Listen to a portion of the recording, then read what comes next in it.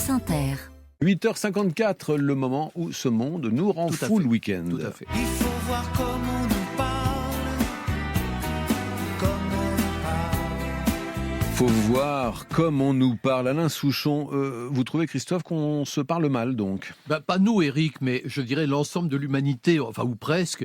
Oui, en cette aurore, Eric, je m'empare de la parole, je prends la parole, je l'accapare, et c'est bien dommage, car la prise de parole, en théorie, ce n'est pas une prise d'otage, Eric, c'est une perche que je vous tends, un acte d'échange, d'amour, en quelque sorte. Oui, Eric, oui, de nos jours, on s'empare de la parole comme on prend le pouvoir, au détriment des autres. Et bien sûr, on cause énormément de tout et de rien, à l'infini, en s'engueulant, en se blessant, en voulant à tout prix et de manière enfantine avoir le dernier mot. Mais pour autant, est-ce qu'on se parle? Est-ce qu'on se comprend? Est-ce qu'on s'écoute? Alors, telle n'est pas la vie de l'excellent Gérald Garutti, metteur en scène et essayiste.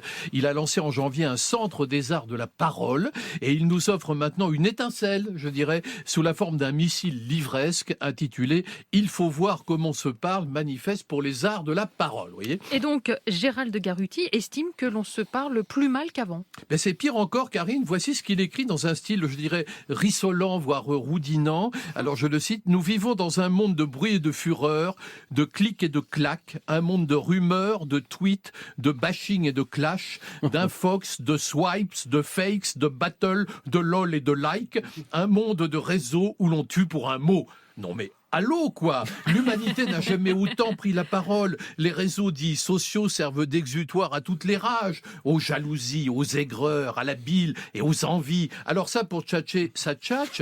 Et comme le résume joliment Gérald Garutti, au commencement était le verbe, alors bien sûr il cite la Bible, hein, et à la fin s'étale le verbiage. Cela dit, si on ne parle plus, si on ne se parle plus, Christophe, alors à qui parlons-nous sur les réseaux sociaux? Alors à nous-mêmes, Eric, nous voilà saisis en pleine jouissance narcissique.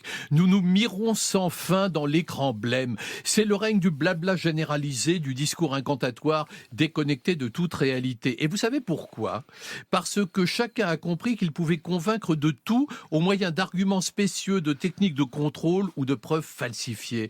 Gérard Garutti nous offre un très bel exemple, je le cite. « Si pour poser une vérité, je définis l'homme comme un animal à deux pattes sans plumes, on m'apporte aussitôt un coq déplumé en proclamant « Voici l'homme ». Et l'auteur ajoute « On ne s'écoute plus, on se balance des choses bien envoyées. On ne parle pas à l'autre, on parle vers lui, on parle avec l'autre comme on déblatère contre un mur ». Alors regardez les émissions de débat, Eric. Voici ce qu'en dit Garutti dans « Il faut voir comment on se parle ». Je cite « Tunnel parallèle ».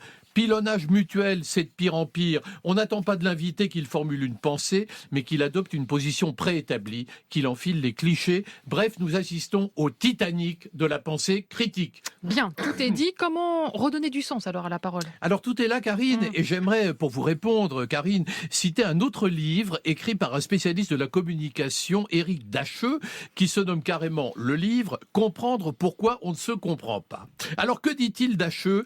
Si je parle de la pluie qui tombe à un arrêt de bus avec mon voisin, ce n'est pas pour lui transmettre une information, lui et moi, nous savons qu'il pleut, mais pour partager une relation. Oui, Karine, la parole, c'est ce qui nous relie, vous et moi. Ce n'est pas une arme pour nous anéantir, c'est l'établissement d'un lien.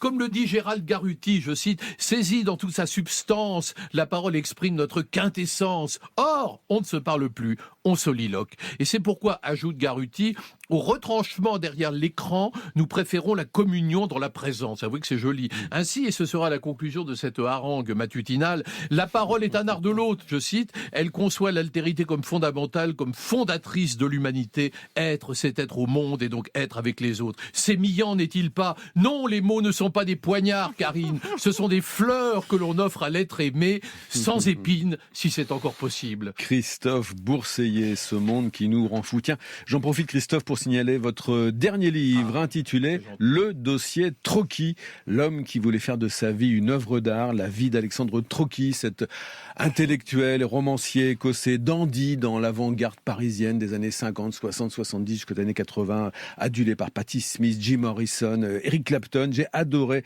cette histoire de talent gâché, le dossier Trocky, paru aux éditions de la Table Ronde, collection Vermillon. Christophe Bourseillet.